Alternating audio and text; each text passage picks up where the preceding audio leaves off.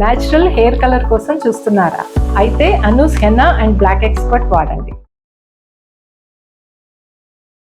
Suman TV ప్రేక్షకులకు నమస్కారం. ప్రస్తుతం మనతో పాటు ఉన్నారు సంకల్ప మందిర్ నిర్వాహకులు, ప్రముఖ జ్యోతిష్యులు బ్రహ్మశ్రీ నందిపట్ల శ్రీహరి శర్మ గురువు గారు. వారితో మాట్లాడదాం. గురువు గారు నమస్కారం. గురువు గారు, వాగర్థావివ సంపృక్తౌ వాగర్థ ప్రతిపత్తయే జగతః పితరౌ వందే పార్వతీ పరమేశ్వరౌ. ఆదిత్యాయ చ సోమాయ మంగళాయ బుధాయ చ గురు శుక్ర శనిభ్యశ్చ రాహవే కేతవే నమః.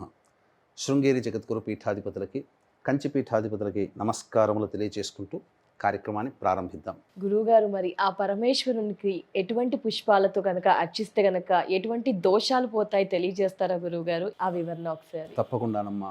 మహాశివరాత్రి 15వ తారీఖు రోజున వస్తుంది, ఆదివారం అయింది. అందరూ కూడా, అందరికీ తెలిసినటువంటిది ఈశ్వరో అభిషేక ప్రియ. అవును గురువు గారు. అలాగే విష్ణు అలంకార ప్రియ, భాస్కరో నమస్కార ప్రియ. అయితే ఇక్కడ గమనించాల్సిన అంశం ఏంటంటే, ఏ దేవుడికి పూజ చేసినా ఆఖరున ప్రతి దేవతకైనా దేవుడికైనా అర్చన చేస్తాం, పుష్పాలతో కానీ దళాలతో కానీ.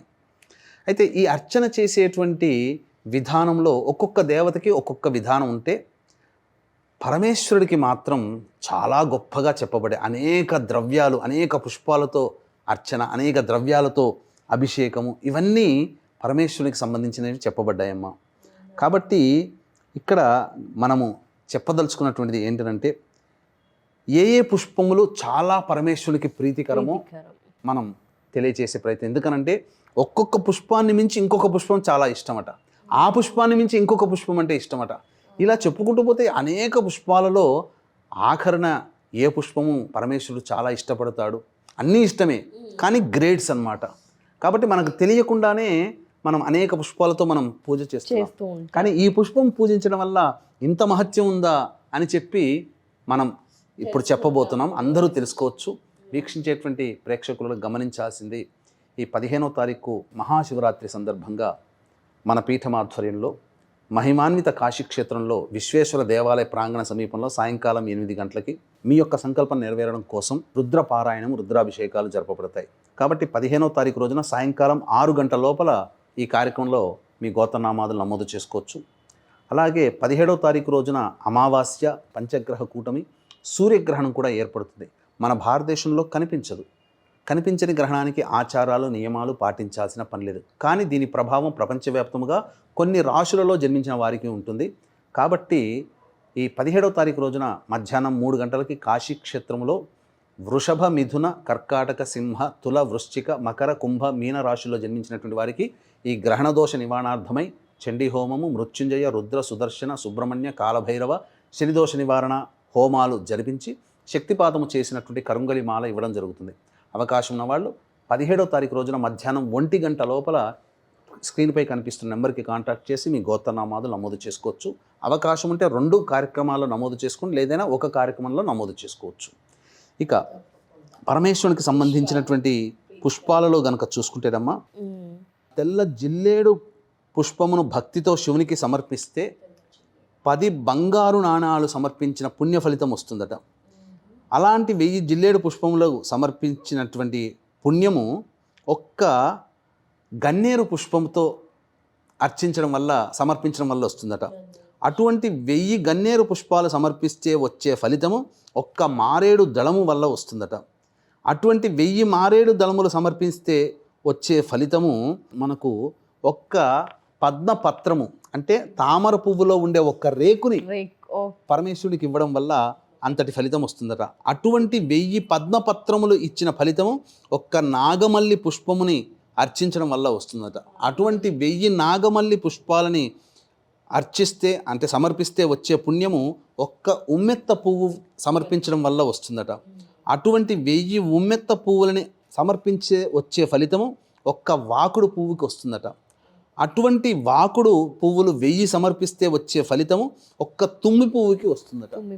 అటువంటి 1000 తుమ్మి పువ్వులతో సమర్పించిన ఫలితము ఒక్క దర్భ పువ్వుకి వస్తుందట. అటువంటి 1000 దర్భ పువ్వులని సమర్పిస్తే వచ్చే ఫలితము ఒక్క జమ్మి పత్రము సమర్పిస్తే వస్తుందట.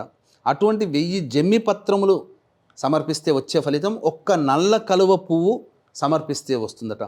కాబట్టి పుష్పజాతులలోకెల్లా నల్ల కలువ పువ్వు చాలా శ్రేష్టము, పరమేశ్వరునికి అత్యంత ప్రీతికరము. అటువంటి 1000 కలువ పువ్వులతో ఎవరైతే ఈశ్వరుని అర్చిస్తారో వాళ్ళు శివలోకాన్ని తప్పకుండా పొందుతారు. అలాగే ఉమ్మెత్త పువ్వులతో ఎవరైతే శివుణ్ణి అర్చిస్తారో 1,00,000 గోవులు దానం చేసినటువంటి పుణ్య ఫలితం వస్తుంది.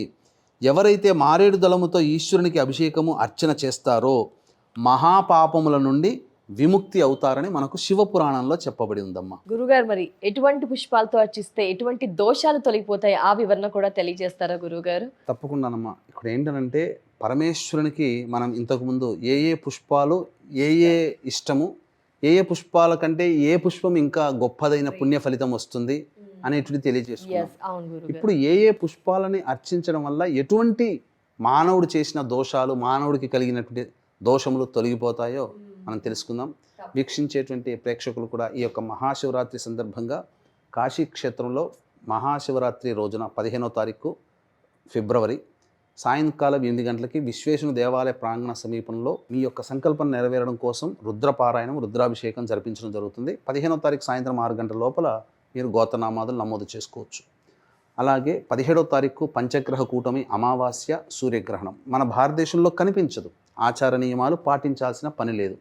కానీ దీని ప్రభావము వృషభ, మిథున, కర్కాటక, సింహ, తుల, వృశ్చిక, మకర, కుంభ, మీన రాశిలో వారికి ఉంటుంది. కాబట్టి ఈ యొక్క గ్రహణదోష నివారణార్థమై 17వ తారీఖు మధ్యాహ్నం 3 గంటలకి గ్రహణదోష నివారణ పూజలు, హోమాలు, చండీ హోమం, మృత్యుంజయ, రుద్ర, సుదర్శన, కాలభైరవ, అలాగే శనిదోష నివారణ, శనీశ్వర హోమాలు జరిపించి శక్తిపాతం చేసినటువంటి కరంగలి మాల ఇవ్వడం జరుగుతుంది.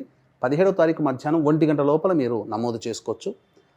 అవకాశం ఉంటే 2 కార్యక్రమాల్లో నమోదు చేసుకోవచ్చు, లేదైనా 1 కార్యక్రమంలో నమోదు చేసుకోవచ్చు. ఇక గమనించుకున్నట్లయితే మనము చెప్పబడినటువంటిది ఏ దోషాలు తొలగిపోతాయని మనకు శాస్త్రంలో ఉందమ్మా. తెల్ల జిల్లేడు పుష్పముతో అర్చిస్తే పరస్త్రీ గమనం దోషం పోతుంది. అంటే తెలియక పరస్త్రీలని పట్టినటువంటి కారణం చేత వచ్చే దోషం తెల్ల జిల్లేడు పుష్పముల వల్ల అర్చించడం వల్ల పోతుంది. అలాగే నల్ల ఉమ్మెత్త పుష్పంను అర్చిస్తే వాగ్దాన భంగ దోషం తొలగిపోతుంది. అంటే మాట ఇచ్చి తప్పుతాం కదా, అటువంటి దోషాలు తొలగిపోతాయి.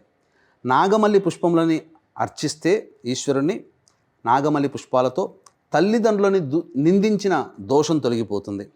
అలాగే ఒక్క బంగారు మారేడు దళాన్ని భగవంతునికి అర్చిస్తే అపాత్ర దానం, అంటే ఒకరిని చదువుకోవడానికి మనం సహాయం చేస్తాం. సహాయం చేసిన తర్వాత అతడు పెరిగి పెద్దయి తీవ్రవాద కార్యకలాపాల్లో ఉన్నాడు అనుకో, అది అపాత్ర దానమే కదా.